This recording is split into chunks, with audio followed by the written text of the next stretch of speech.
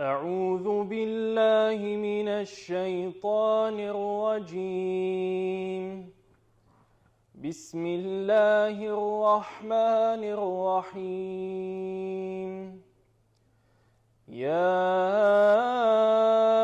أيها الذين آمنوا اتقوا الله ولتنظر نفس ما قدمت لغد واتقوا الله إن الله خبير بما تعملون. ولا تكونوا كالذين نسوا الله فأنساهم أنفسهم أولئك هم الفاسقون. لا يستوي أصحاب النار وأصحاب الجنة أصحاب الجنة هم الفائزون. لو أنزلنا هذا القرآن على جبل لرأيته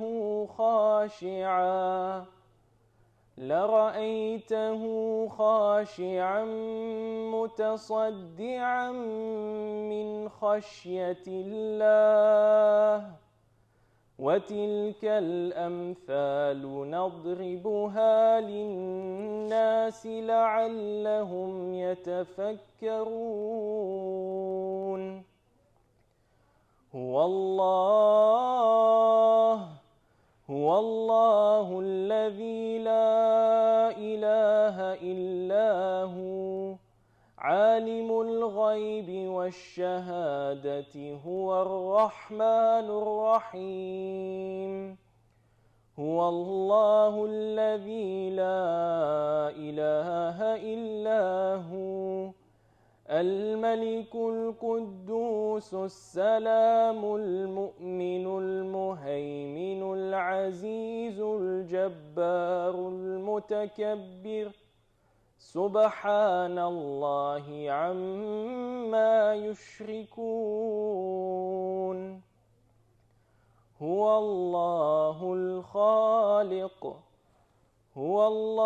الخالق البارئ المصور له الأسماء الحسنى يسبح له ما في السماوات والأرض وهو العزيز الحكيم. صدق الله العظيم.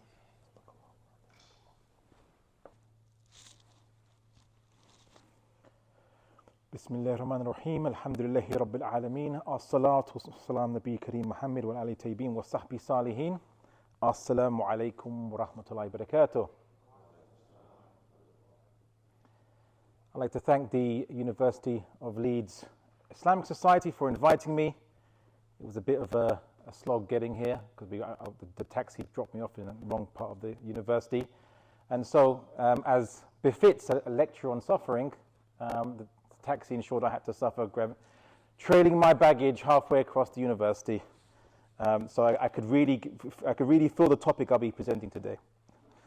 Okay, so I want to ask, at this university, what do you kind of study here? What do people study in the University of Leeds? Anything interesting? No? You don't think your courses are interesting? What are you doing here? Radiography? Okay, that's quite nice. Nice bit of radiation, never hurt anyone. Any other subjects? Dentistry?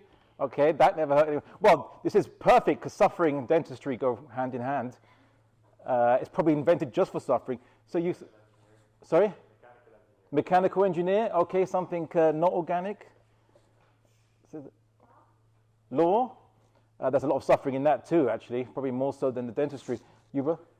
Sorry? Physics. Okay, yeah, a lot more. Electronics and robotics. Sorry? Megatronics. Is that from Transformers? I didn't see that movie. Okay, all right.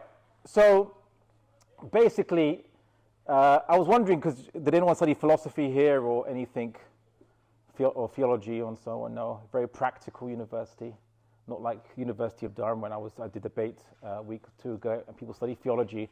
I'm like, well, yeah, I don't feel good about your future career prospects. If you're a theology student, basically your only future career is teaching theology. Basically, that's about it.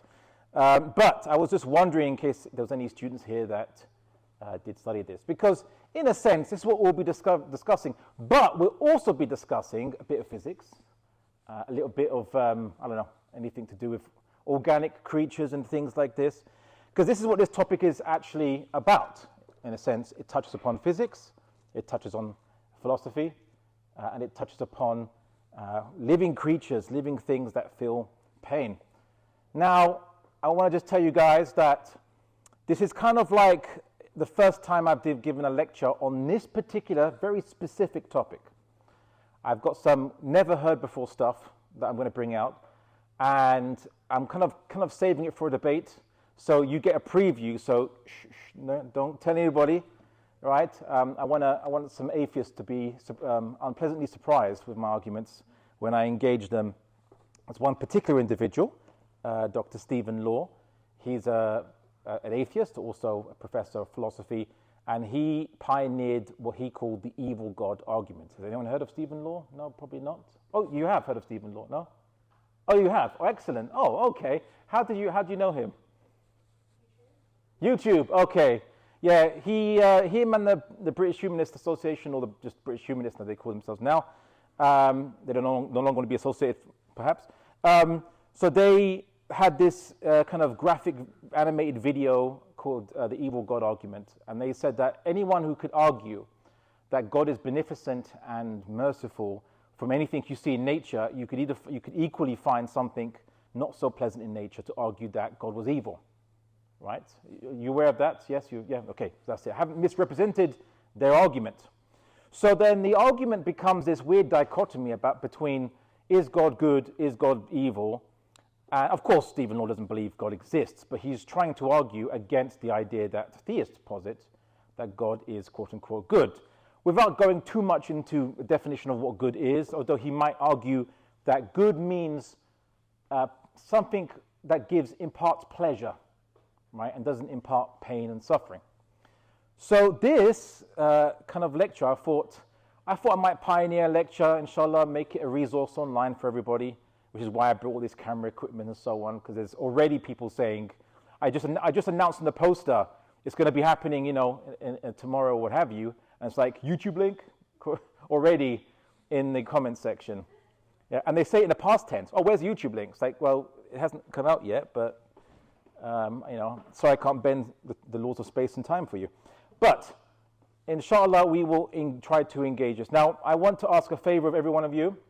I want everything I say for you just to blindly believe it. Only joking. I want you, as I tell my students, to try to challenge anything I say.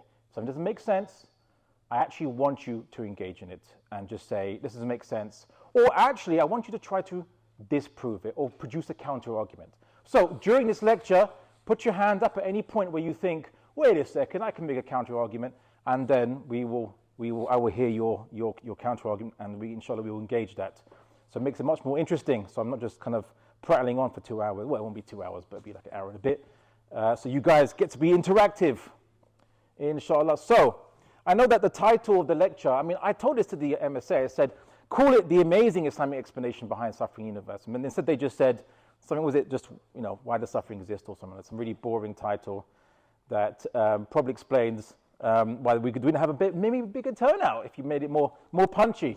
But it is quite amazing because it will transcend most things that you were probably assumed was the case behind this argument.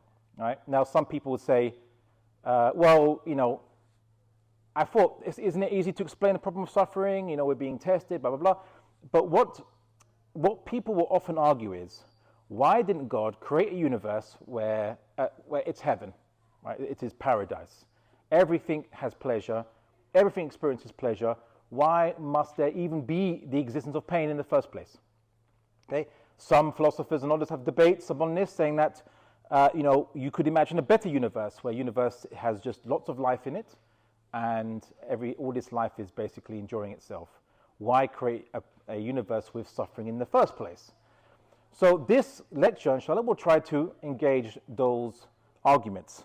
So let's start. Bismillah. The so-called problem of evil. It's usually argued, you probably have mostly heard the argument, that pain exists in order to test you to become better. Yes? You've probably heard that argument before, right? Okay. But, of course, how do you explain things like plagues that kill people? They won't be becoming better they won't be recovering from these diseases. Natural disasters that kill indiscriminately. Babies dying in pain and not living a full life, as we can see from Israeli foreign policy, as well as some people getting fulfilling lives, or at least something that might seem to be fulfilling, and others mostly suffering. They might have lifelong, very painful ailments. So why is there this difference? Now, most people I hear discuss this topic tend to be very anthropocentric. Okay, always talking about humans, but no one ever talks about animals. If they don't have free will, why do animals suffer? And of course, the argument is, oh, it's a lesson for humans, of course. But why then do animals exist longer than, like non-human creatures have existed, at least as far as we can tell, longer than humans have existed on planet Earth? So what would their purpose was? Well, they're living and they're dying and so on for millions of years potentially, because we haven't found any skeletons of human beings as old as dinosaurs.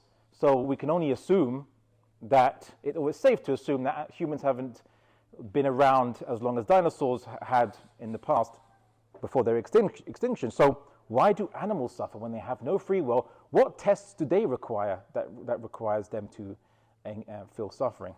So these are the kind of questions which we're going to be looking into. So I suppose the question is, what do you mean by pleasure and pain? I think on a more fundamental level, all objects in the universe experience forces. So the physicists there can confirm this, right? If you don't experience a force, you don't move, in essence, right? Forces are attractors. They accelerate you in causing displacement, which we call speed, if you divide that by time. And this is needed for movement to happen, for change to happen. Time is also needed for change to happen. It is, you could say, time is change. Without time, there's no change. Things would just be completely static. So everything in the universe has motivational forces. So we, as creatures, we're not just a bunch of atoms, but there's something extra special about human beings. We kind of experience stuff. We don't just exist as a collection of atoms or molecules. There's a difference between myself and yourself and that camera and these cameras here. You're not just picking up light and converting it into electric signals, which of course that's what your eyes are doing, but you're seeing that. The camera's not actually seeing, it's just detecting and converting energy into different forms, and that's it, and saving it onto a hard drive.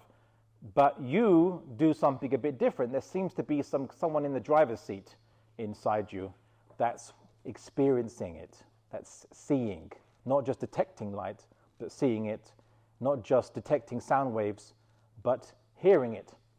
So something's odd about that. Like, how do we explain that? Well, that's a different discussion, how to explain this thing inside us. But all we all say is that it exists, because we know that it exists because you're experiencing it. And so then the question is, how do you experience causality? Being pushed and pulled between the forces of the universe.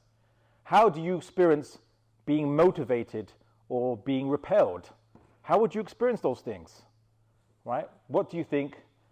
It's okay, guys, we'll just all be quiet and stare at you as you come in.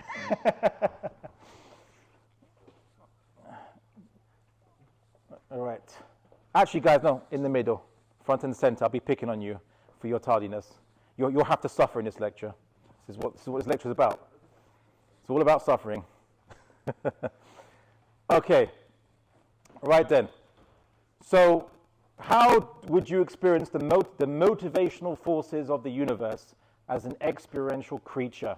How would you be driven to do something, to be pushed to do something, right, which you call desire? And how would you be repelled from something or feel some kind of repulsive force, whether internally or externally? You'd experience that as pain and frustration. So ultimately speaking, you could say that what we call pleasure and pain, I think Jeremy Bentham kind of tried to argue it like this, although he's a materialist, so he argued in this kind of very almost theological language, that there are two sovereign masters over human beings, pleasure and pain. Okay, well, those are his two gods, but we, as Muslims, understand that there's actually only one God, not these two gods, and this is something more greater than pleasure and pain. But we'll get to that in a second. So, pain and pleasure are just motivational force of the universe. That's all it is, as you experience it. Right? An atom, when it's caught in a gravitational, let's say, well, atom or even a photon, is caught in the gravitational well of a black hole, for example. It is attracted to it. It would experience that perhaps as a desire, but when it gets, well, if an atom anyway, it has mass, if it falls into the black hole and gets crushed, it might experience that as pain. It doesn't, because it doesn't experience. It just exists and things happen to it. Right? So pain and pleasure is just part of the motivational forces of the universe. That's it. But from the perspective of someone who experiences, or something that experiences, that's it. Right? And I think once we understand it like this now we can see it in a different, we're beginning to see it in a different light. Right? But of course, why did the creator of the universe create experiential beings that experience, and to feel pain and pleasure in the first place? Well, as I said, suffering is, we might experience it as a repulsive force, so pain repels. You want to go away from pain. You want to do what, if you feel sick or what have you, you'll probably want to lie down because you feel that there's less pain when you lie down, right? If you feel, if you're next to a fire and you're feeling against your skin, you want to withdraw your hand. If you have an internal pain, let's say you've got a tooth that's infected, for example, you're going to want to seek some help or remedy for that, for the pain to stop. Okay, but ultimately you're trying to run away, you're being repelled, pushed away from the pain. And of course, frustration or unrequited desire, something that maybe you youngsters with all those hormones are probably feeling quite a lot, right?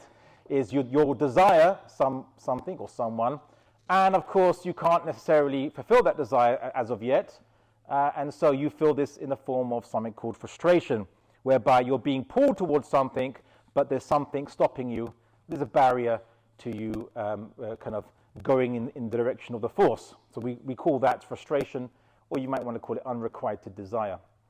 So suffering, ultimately, these two things come under suffering, and it's simply, these are the limitations that experiential creatures encounter, meaning that you, as an experiential creature, you can't do what you want always, and you can't avoid what you don't want always.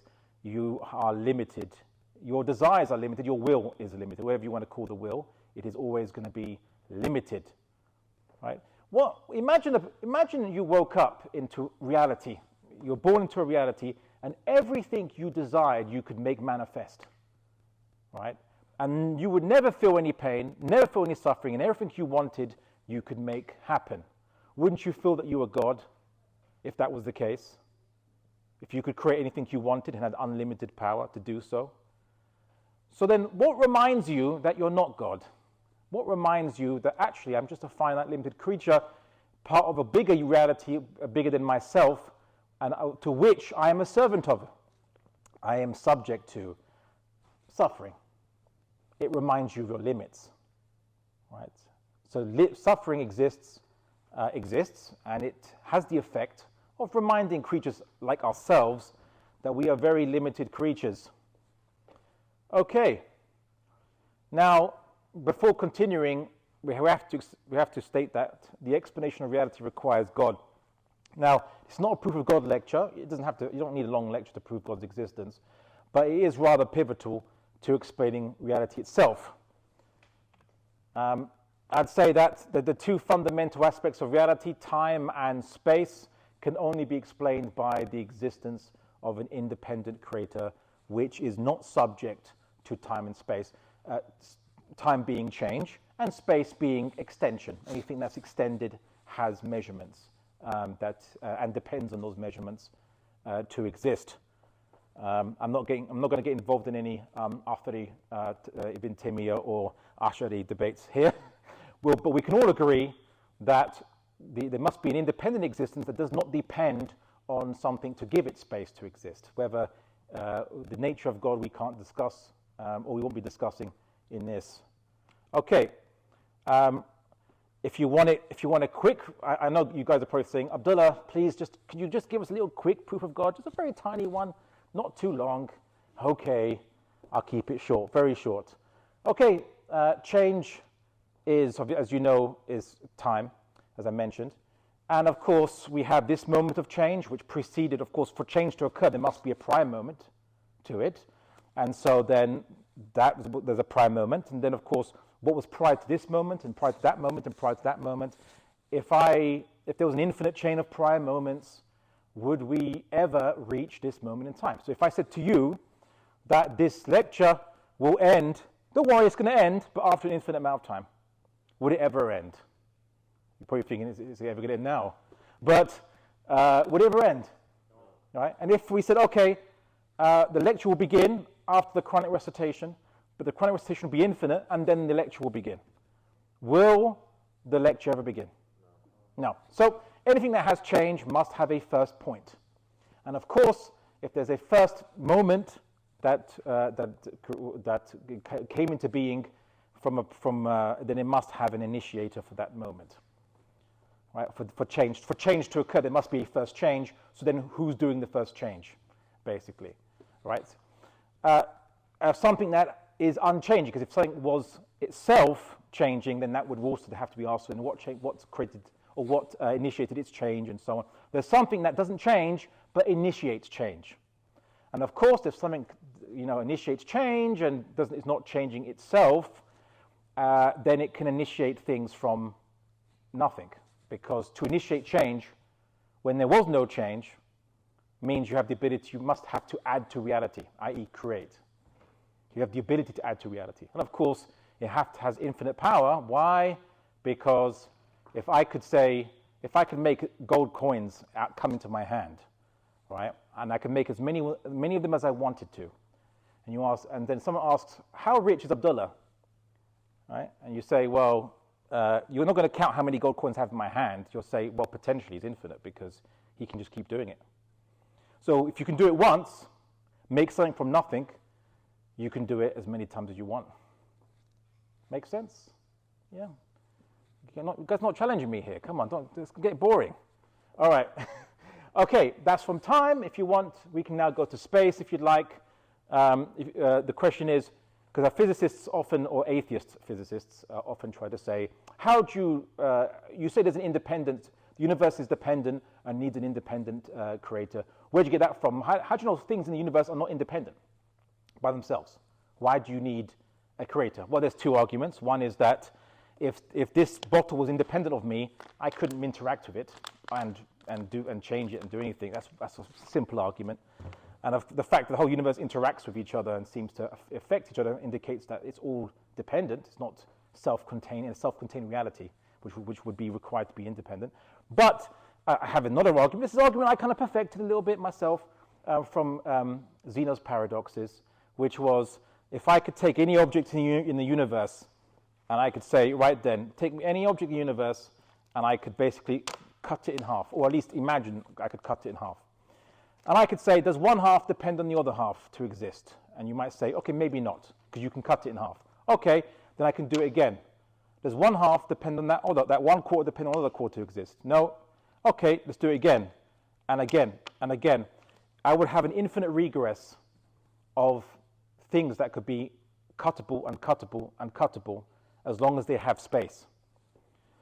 But of course, then, what is the most fundamental unit of reality itself? If anything that has size can be cut, theoretically. And you could ask which one depends on which side, you know? So if you think about it, I made an argument to an atheist called Abdullah. I said that if you can imagine reality, anything that has extension or space can be cut infinitely, wherein lies substance? Where does substance come from? Because then what is the most fundamental unit of reality? Because anything you give me that has size, I can cut it. So then there must be something behind space that gives it substance. But it can't be space itself. It can't be something else that has space. It has to be something which doesn't depend on space or extension, but creates extension or projects extension. Right? That was a shortened version of the argument, but I kind of go into more detail in lectures. Yeah, brother, you have a... Matt Delahanty, no, he just said, well, I can't explain that, but I don't need to, because maybe there's another possibility that's possible, and that's it. He said, maybe there's another possibility. And I said, please, suggest to me any other possibility, anything you can imagine. And he said, well, I don't have to. There just could be another possibility. It's like, well, no, you can say that phrase, but if you can't imagine any other possibility to explain why space exists or why anything that has extension exists, when it's cuttable. This is I took this from Zeno's paradox. Zeno's made the same argument that he said that space doesn't make sense because you can cut it infinitely. Right? So then where's the substance behind reality? Right? So he argued that reality was a delusion. But I would say, no, Zeno, it's not delusion. There's just something else behind reality. Reality that you see is not all there is. Right? That's how you solve the equation, you could say. So, time and space require something that transcends time and space to create it and to sustain it. Because something has to be continually projecting the extension and causing it to exist, even though extension by itself has no substance. If you're wondering, oh, but Abdullah, maybe reality is made up of an infinite amount of infinitesimal points, like mathematicians like to imagine in the theory, not theory about reality, just when they make their models. And they say, okay, well, infinitesimal means what? Like, because if it has any size, I can cut it. If you're saying, okay, maybe it's made up of something that has no size, infinite amount of things that have no size. I'll say, okay, great. So add to me, so something has 0 centimeters, plus 0 centimeters, plus 0 centimeters. Add as much as you want. What's it going to equal? 0.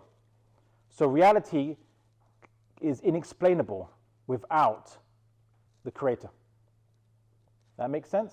Kind of? Did I lose everyone? Okay. A little quick proof of God there, but yeah.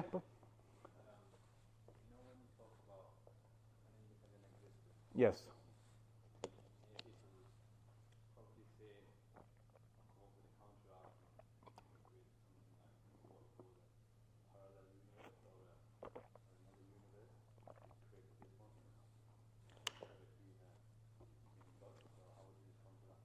Well, okay, so to repeat the brother's argument, the kind of devil's advocate argument, which is, what if the atheist says, well, what made this universe was not a universe? How do you know that's not the case?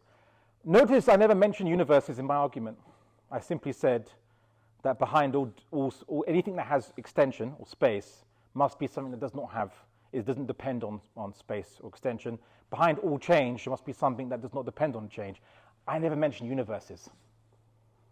In fact, the word universe literally just means everything that exists. So in this, if you've been watching too much of Disney, and there's multiverse kind of plots and arcs that they do. Don't deny you haven't been watching. I know you've got Disney Plus subscription that you've been watching instead of studying.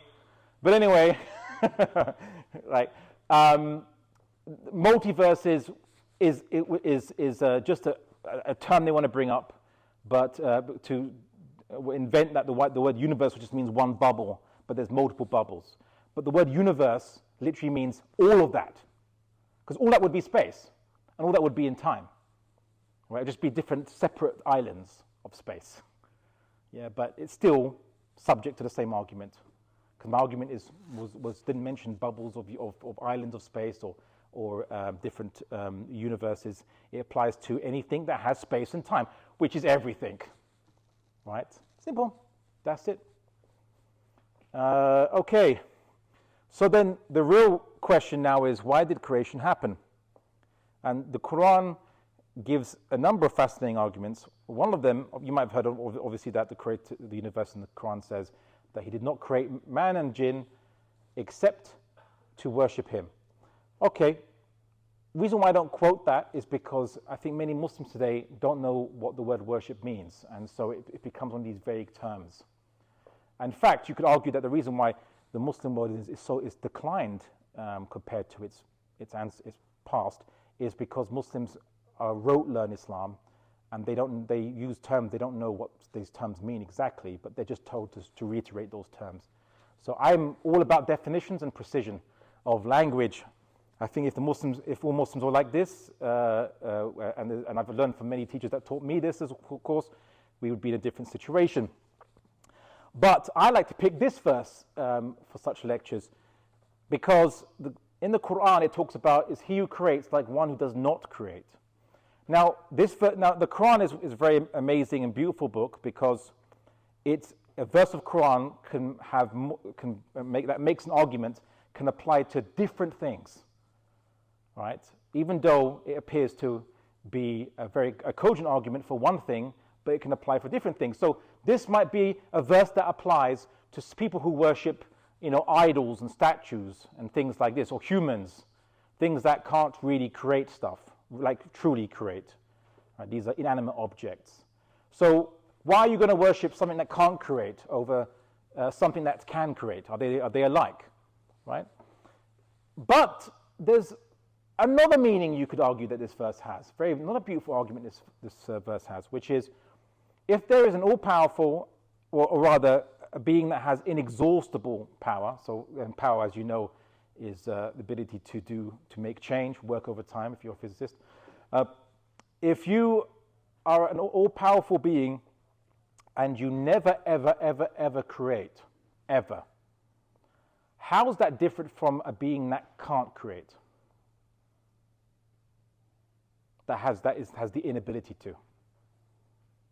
Because the effect is the same, would it be not? The effect would be much the same. Something that never creates. But then again, if it never creates, that means it never has the desire to create. And if it doesn't have the desire to create, then it's the same as something that can't create, because to create requires both the capability and the desire. If you miss one of those two things, then you can't do anything. Right? So, what then do you think creating the universe shows about the creator? That he has will and power. That he has will and power, yes, that's how we know he exists. But what else does it show about the creator who makes the universe? That he has a desire to create, yes, but what else?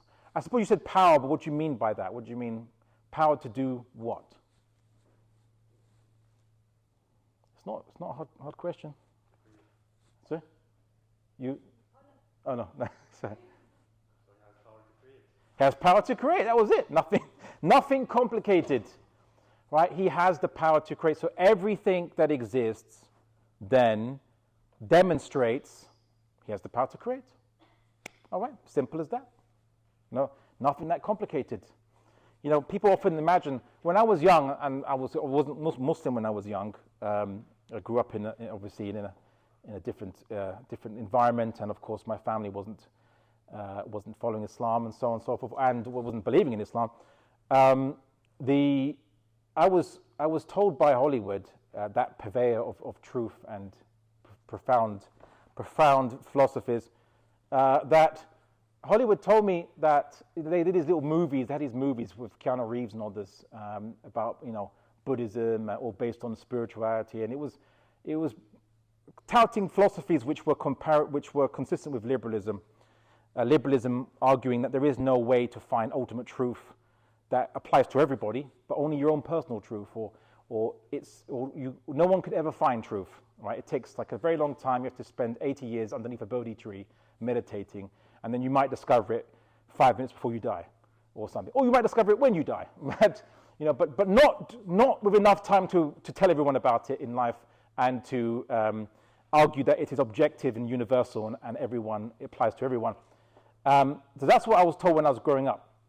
So I assumed that the truth of reality must be some hidden, very hard to discover philosophy or secret or mystery, okay? But that was just an assumption that Hollywood told me. Can you believe Hollywood actually lied? Wow, shock and horror.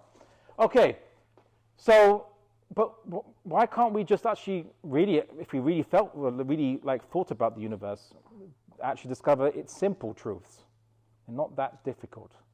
What prevents us is the assumptions that we got taught by our parents or society that prevented me from seeing the truth. I thought Islam wasn't true initially, possibly because it was too simple. I expected something more grandiose, but then why would the creative universe create beings with intellects but then make the truth so difficult for them to discover about their basic purpose in life? Does that make sense? Doesn't make sense. Okay, so now the creative universe, this is Quranic verses here. You say, Abdullah, you talk about time and space. Where did I see that in the Quran? It's in the Quran. You just never really saw it like that. The creator of the universe says, surely in the creation of the heavens and the earth, right? So the heavens, which is, what is that? Space. And the alternation of night and day, or day and night. These are signs for people of reason who use their intellects. Now you might think, creation of day and night, what's that? Why was that some kind of amazing evidence or something like this? Everyone's like, well, the creation of day and night, there's day, there's night. What's the issue with that? Is it because you get to sleep and relax at night? Many Muslims, I guarantee you, Muslims here are going to be as shocked as it's more simpler meaning they just never realized. Yeah? How do you measure time? Physicist, how do you measure time?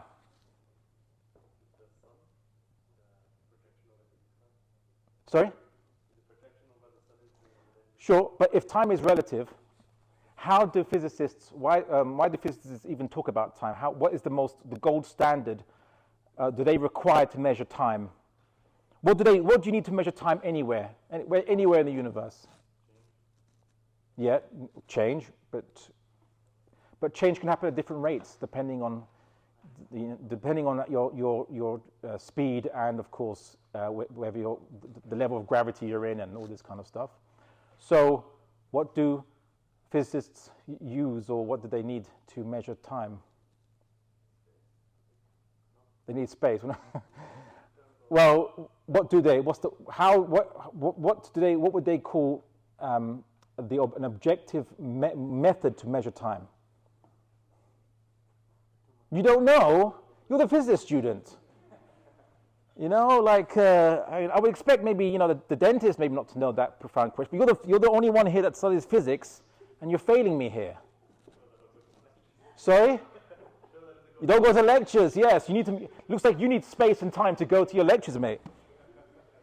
All right. Okay, brother. You need light? Well, that is helpful, but sister? Not the formula. Yes, right.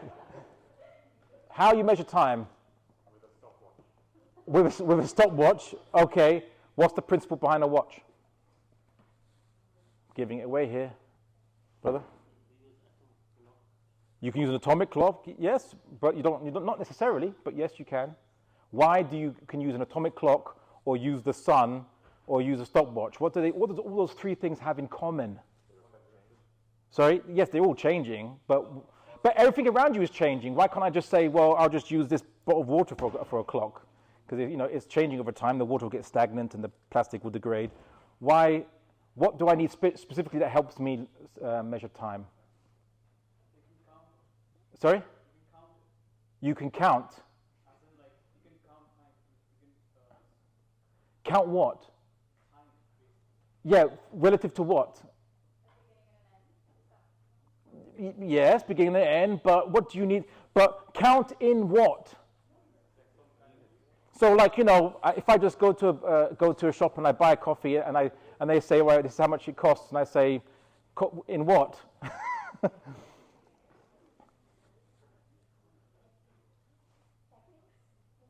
seconds, and seconds and minutes are what? Units. Right. Yes. The Prophet is holding his hands now. SubhanAllah. Dear, oh dear. What do they teach physics? How do they teach physics these days? What are they teaching? Okay.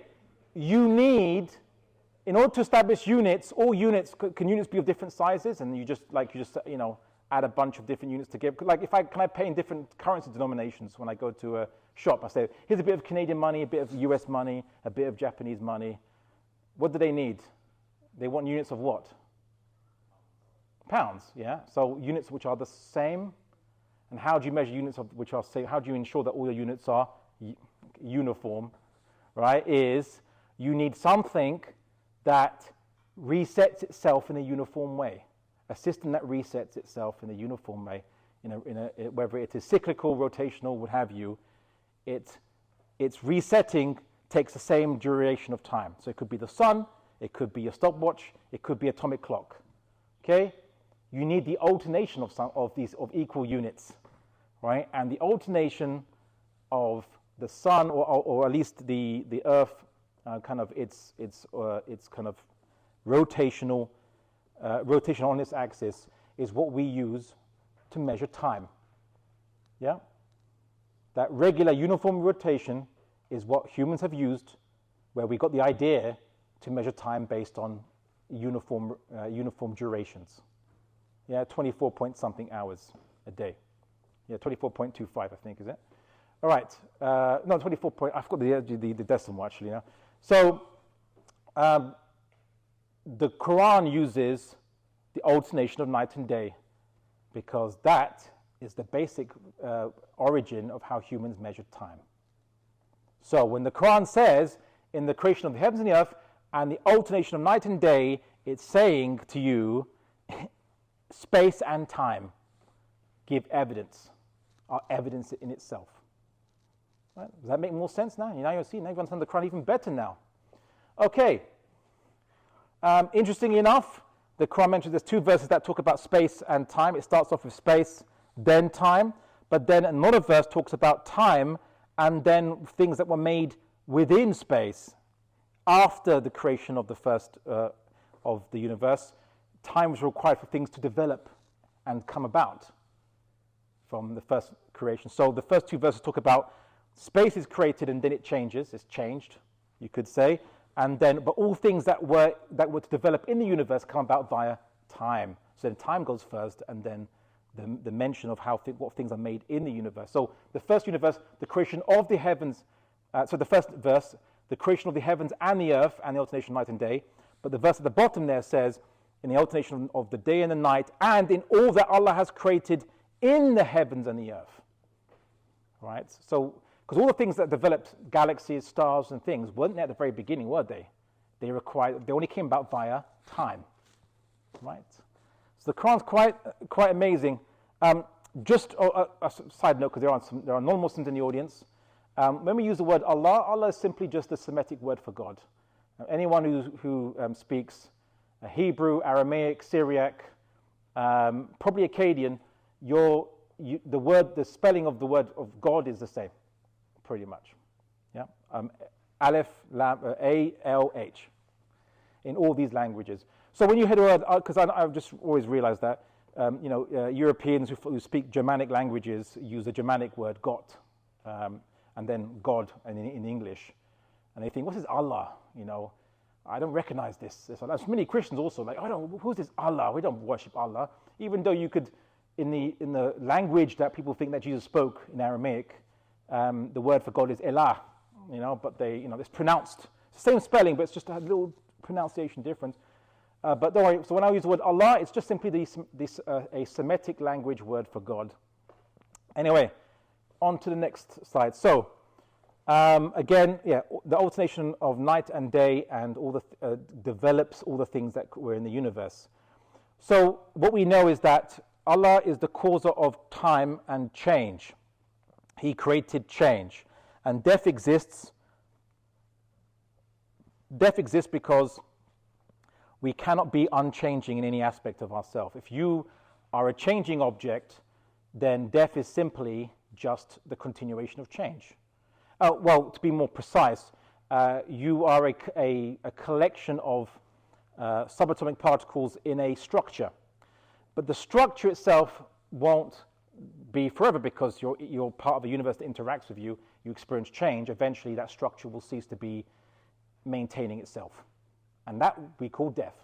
Simple as that. Death is simply just change. So now the question is, was the universe created with intention? Well, if the creator of the universe from when there was nothing and then created something, then we know that the creator of the universe has something called a will, because he could have chosen not to, or he could have also chosen to make the universe in a different way, right? Because if he has unlimited power, he can make the universe twice as big, 4 times as big, half as big. Maybe the laws of physics a slightly different way. We have a word for this. It's called choice. And of course, choice only comes from something that we know as will. So we know that the creator has will, the creator has choice. And then, of course, with choice comes intention. Intention simply being that you pick something specific and not anything else. Right? That's what we mean by choice. Very simple. And the Quran, again, has the creator of the universe telling us, as we Muslims believe, that why would anyone believe that the universe was made has no purpose or reason to it? There's no intent, when it was clearly chosen to exist and chosen to be the way it was by the creator. Why would you think it has no purpose to it? Right? There was no intent, when clearly the choice is behind the universe. So people say, well, why would God make creation? Does he need something from the creation? Nope. The Quran argues that God has no need of anything in the creation, but the creation is merely a manifestation of his power to create. Simple as that. And then you could say that that is the purpose of the universe. Now, this is where I talk about the existence of, what do you mean by purpose? Purpose is simply just a choice to choose for something.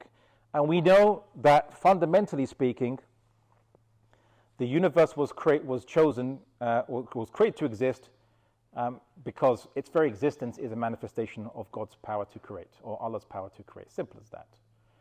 Okay, you could say that's its underlying purpose. Everything is a manifestation of the Creator, more specifically his power to create.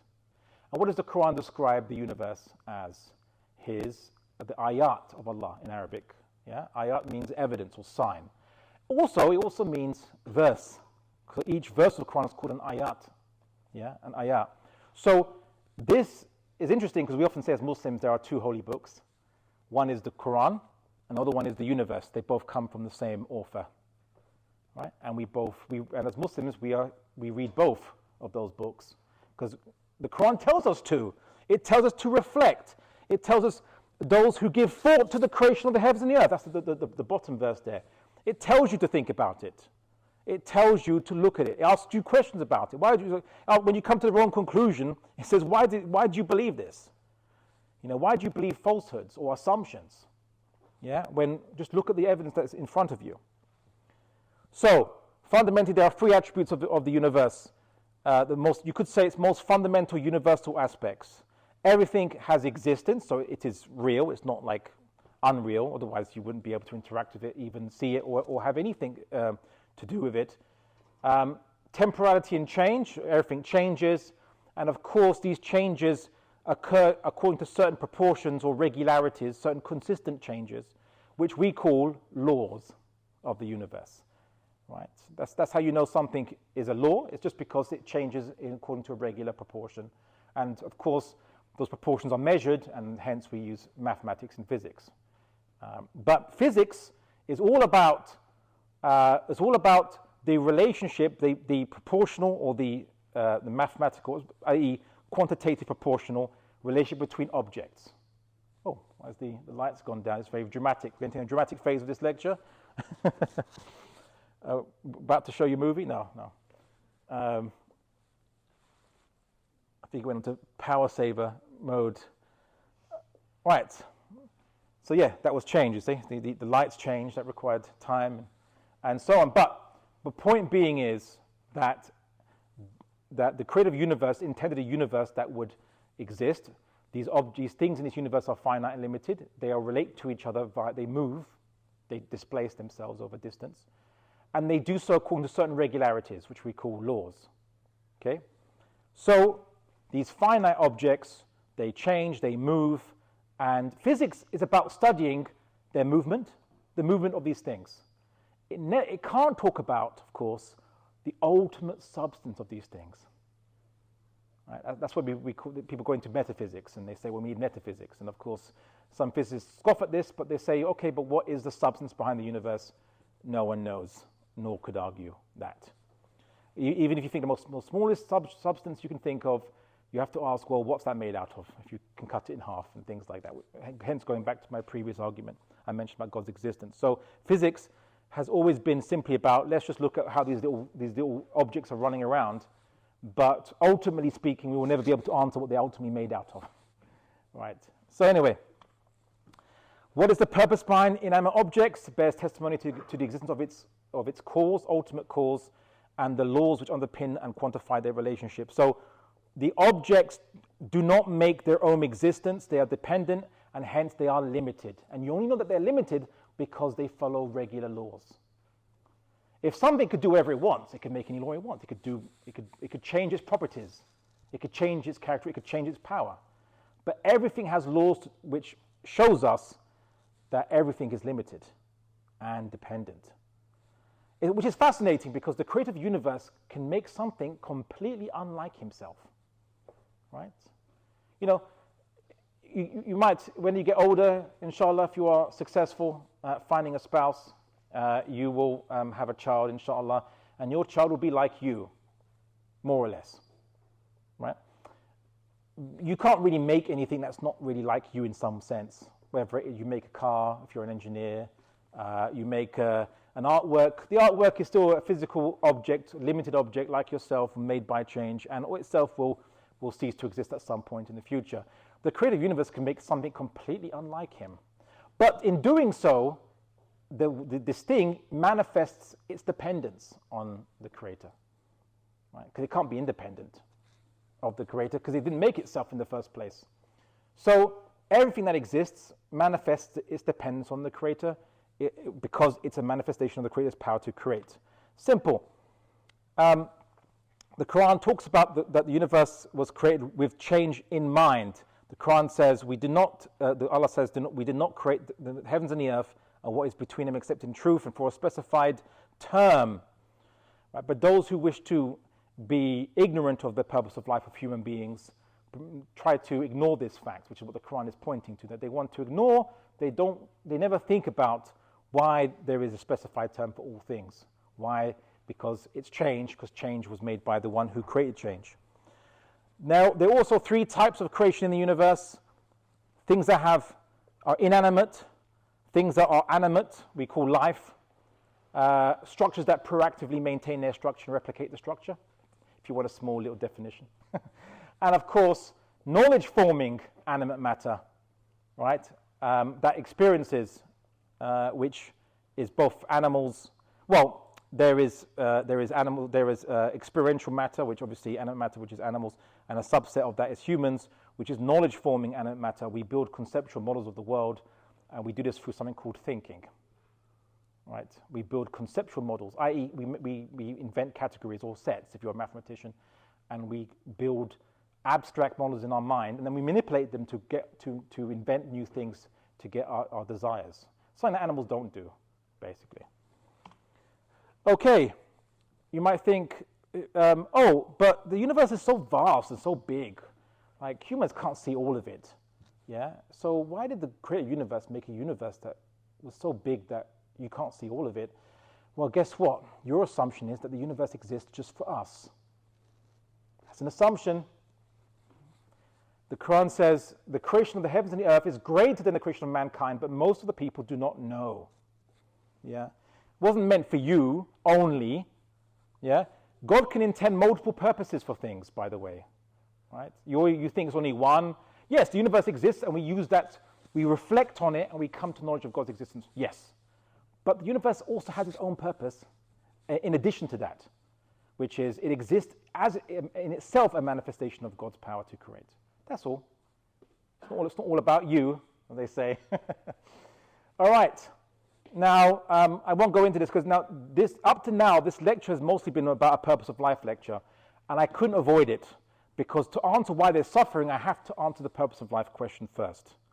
And I go into more detail about this. I don't have enough time, but these are all these. I call this the hierarchy of creation, which is these are all aspects and things that spring out of each other, getting more and more particular and ending up in us at the top. That's something that has consciousness, but also knowledge, or the ability to make knowledge and free will. That's us, more specifically. But the animals don't have free will, as far as we are aware, and we have to explain why they suffer. But I have to explain what, first of all, purpose of life and purpose of all life, and then purpose of existence, generally speaking. So every one of those things that you see, each manifests the power of the Creator and the dependence on the Creator. Each one of those things. Every aspect you have does that. But, interestingly, as human beings, we have the ability to come to knowledge of the Creator's existence. And we have free will. Question is, why is that? We'll get to that in a second. But let's go. So, the question, really the answer is suffering must exist because of causality and experiential beings. Everything that experiences is, you can tell, well, why did God make experiential beings? What do experiential beings do? Right? They bear witness, they observe, they experience, right? And experience what? Well, they experience the universe that the Creator made. They experience themselves. Yeah, they're parts of the universe that can observe. So, in essence, the Creator universe created an audience. Right? And what does the audience do? What's the purpose of an audience? Right? It's to bear witness. That's what it is. So everything that exists that can do so, and creatures, life, living things, apart from plants. There's argument about plants too, but that's a bit silly, in my estimation. But everything that exists that experiences its purpose is to bear witness. Right? The creative universe can make more witnesses than just himself. Right? Dependent ones, of course, unlike him, but still they bear witness. Right? So they must bear witness to themselves as finite creatures. And they bear witness to the universe as a dependent thing which is bigger than themselves. And we share that same purpose, possessing experience or experiential reality. With animals, we share the same thing. We will experience the universe like with them. And we will experience our limitations because we are limited creatures. So we will experience ourselves as limited creatures, and you can only do so through pain and pleasure. Right? So pain and pleasure are part of your purpose as a finite creature, experiencing your own finitude, your own limitations. Simple as that. That's why it exists. But there's something also beyond this, which is the Quran constantly reminds us that the Creator of the universe is merciful and beneficent. Right? That the Creator have you ever wondered why the Quran goes to such lengths to remind us, almost every single verse, that the Creator of the universe is merciful? Right? Doesn't actually it doesn't desire for you to suffer for all time, or you suffer gratuitously, because the Creator of the universe. Now, here's my argument to Stephen Law, right? Which is, if the Creator of the universe doesn't need you, what benefit does the Creator get from your suffering?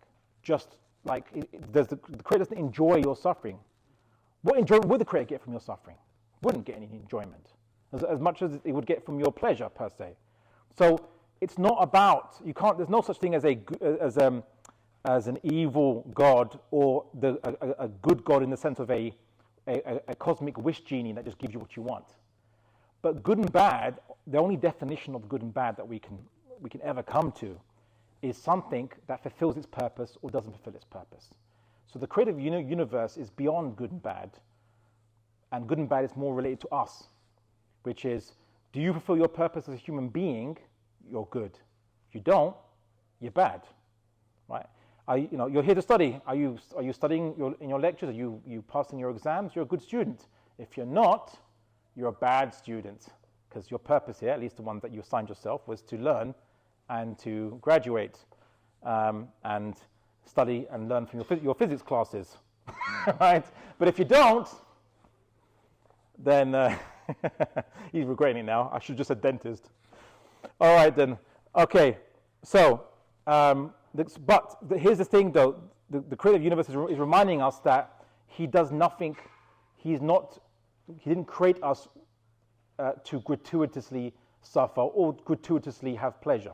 That's what he's reminding us. But he is merciful. And why is that so?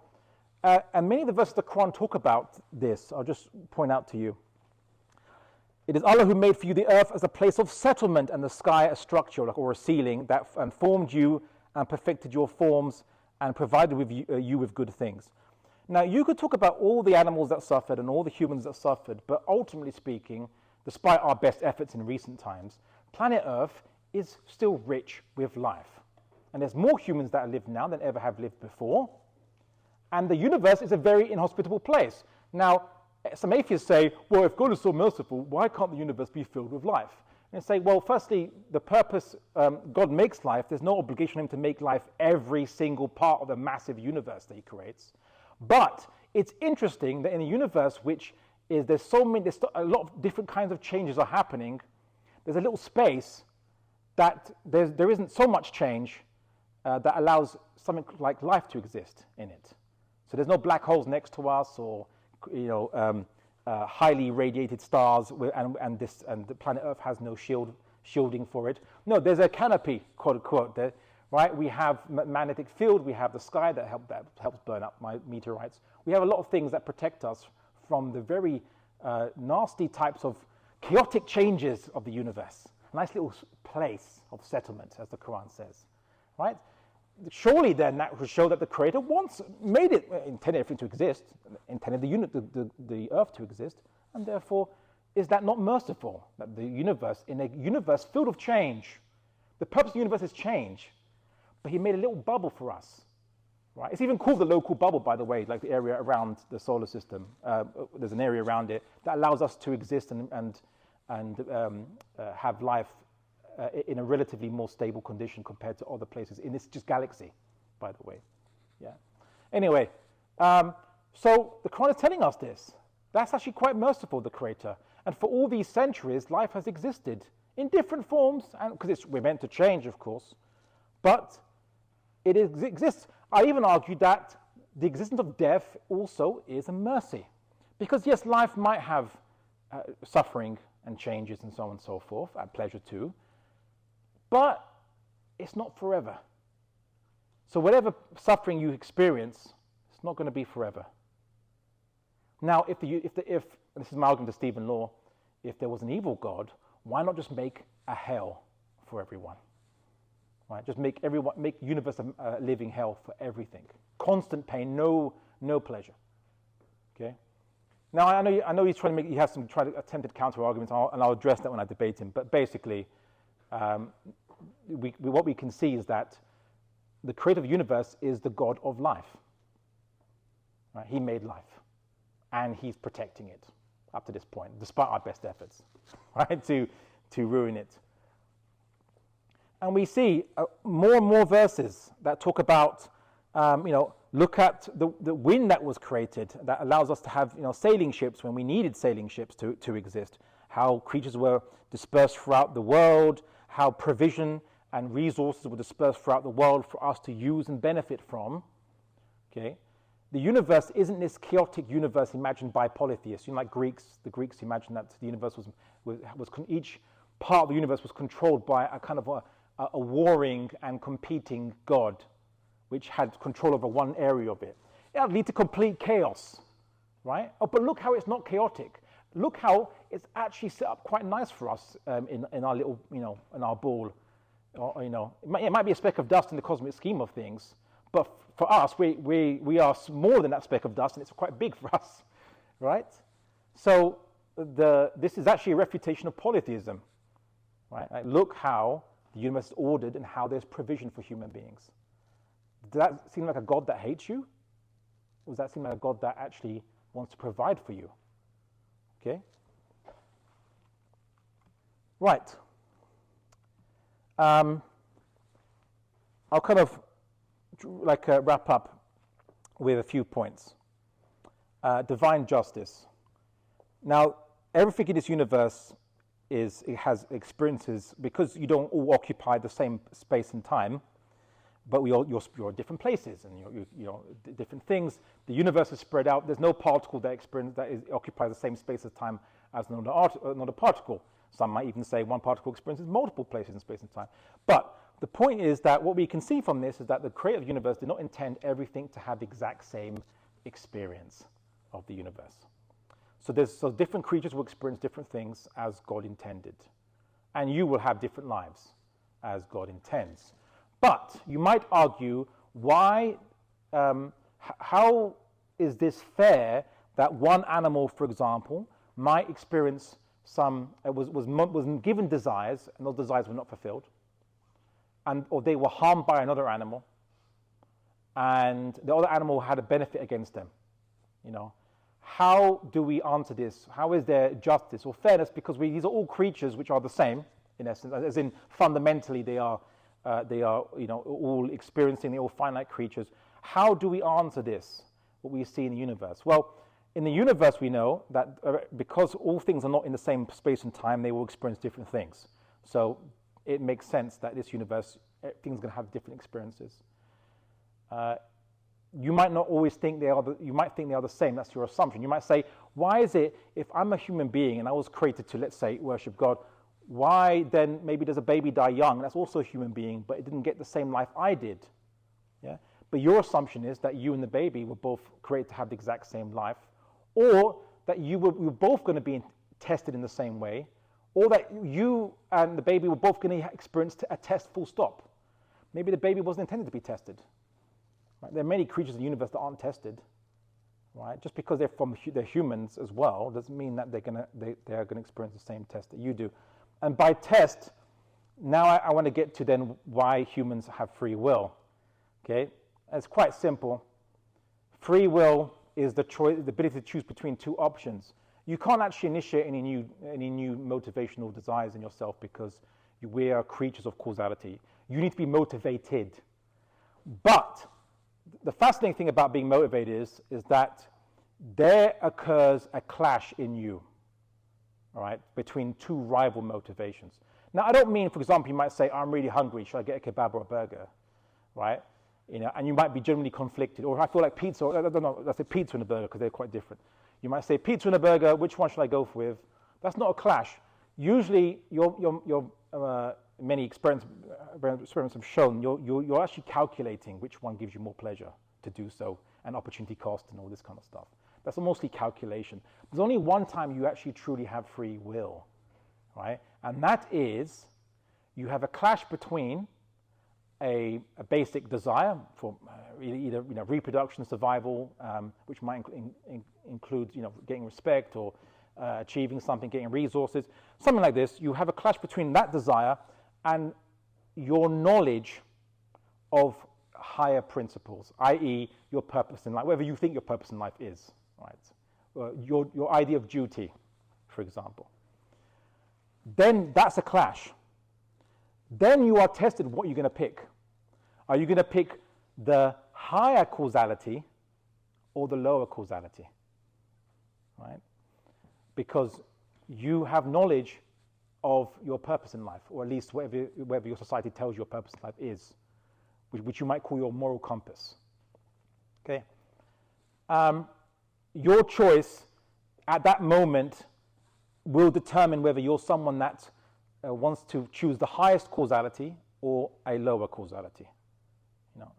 False idols, in a sense. So, in the Quran, there's a word for this, and there's a word for this in Islam. It's called imtihan, a test. Not a test like because God wants to see what you're going to do because He doesn't know. Free will can only manifest itself if you are faced with that conflict. It can't manifest itself when you're not conflicted.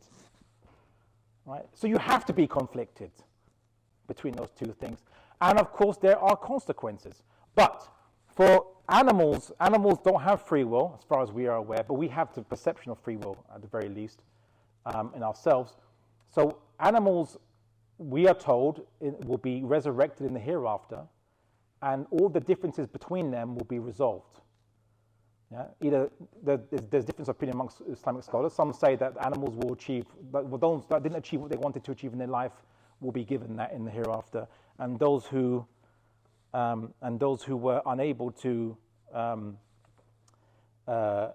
so those who were able to achieve at the expense of other animals will be requited from these other animals. These other animals will have, will settle the score with them, I suppose, right? Because they stood in the way of their colleagues, in a sense.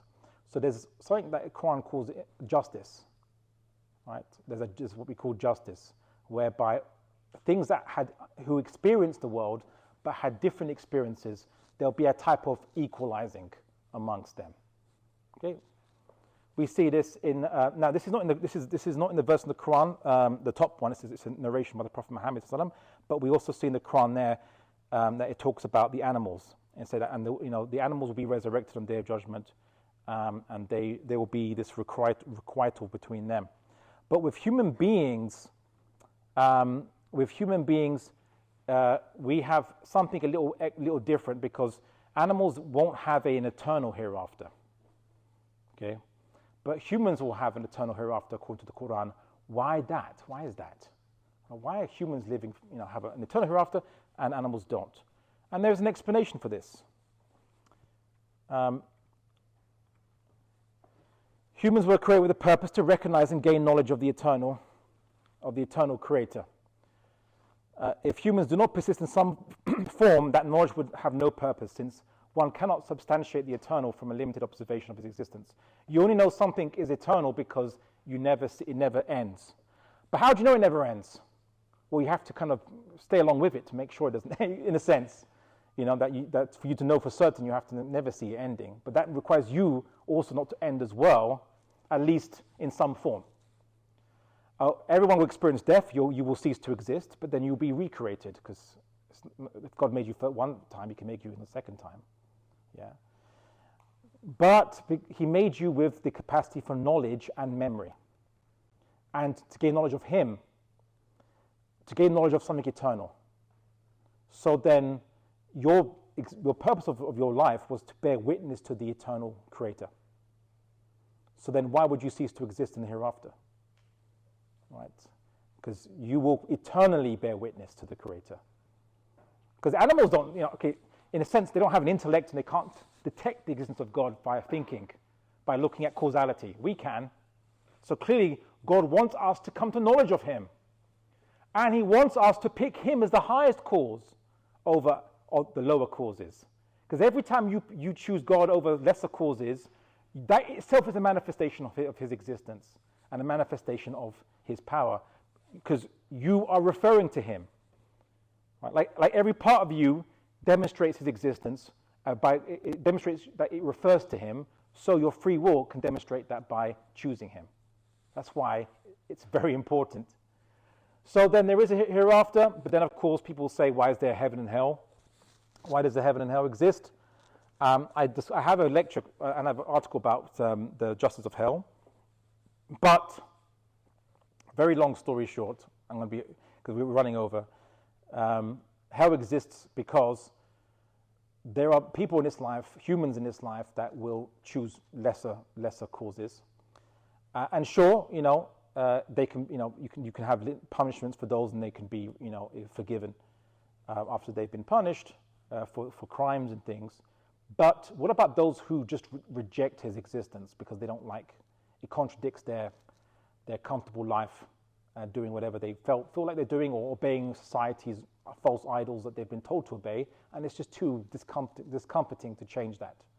Right? So they want to pick comfort. They want to pick something that's easier, as in lower causality.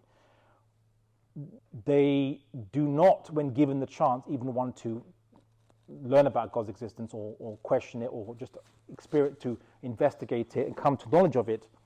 They want to stay as worshipping lesser gods, right? So what do you think the purpose of hell is for these individuals? Because can God allow something to exist that will not fulfill its purpose, do you think? No? So how do you think hell allows them to fulfill their purpose? Is it that it further allows them to bear witness to the fact that they chose the wrong causality? Is it because hell allows them to bear witness to the fact they chose the wrong causality? Well, that's what it does, I suppose.